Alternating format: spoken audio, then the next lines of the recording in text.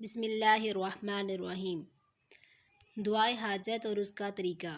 حضرت عبداللہ بن ابی رضی اللہ عنہ سے روایت ہے کہ جناب رسول اللہ صلی اللہ علیہ وسلم نے ارشاد فرمایا، جس شخص کو اللہ سے کوئی ضرورت پیش آئے یا کسی آدمی سے کوئی کام پیش آ جائے تو اس کو چاہیے کہ وہ وضو کرے اور اچھی طرح سنت کے مطابق تمام آداب کے ساتھ وضو کرے، پھر 2 رکعتیں پڑھے اور پھر اللہ تعالیٰ کی حمد و ثنا بیان کرے اور پھر نبی کریم صلی اللہ علیہ وسلم پر درود بھیجے اور پھر یہ دعا کے کلمات کہے۔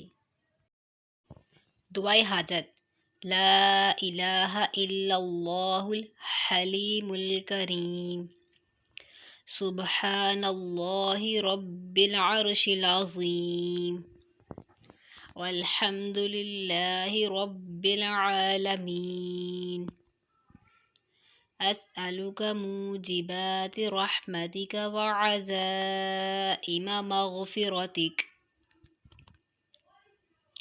والغنیمۃ من کل بر والسلامۃ من کل اثم لا تدع لی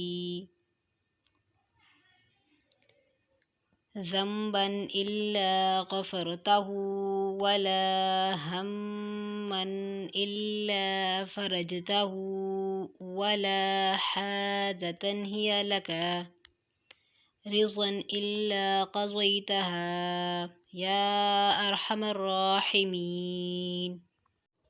ترجمہ۔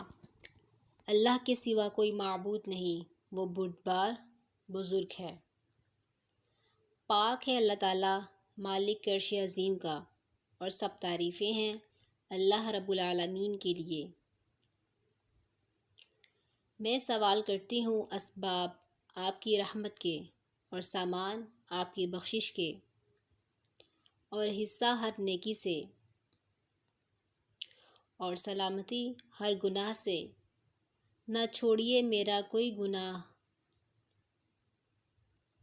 مگر اسے بخش دیجیے، اور نہ کوئی پریشانی مگر اسے دور کر دیجیے، اور نہ کوئی حاجت جو آپ کی پسندیدہ ہو مگر اسے پورا کر دیجیے۔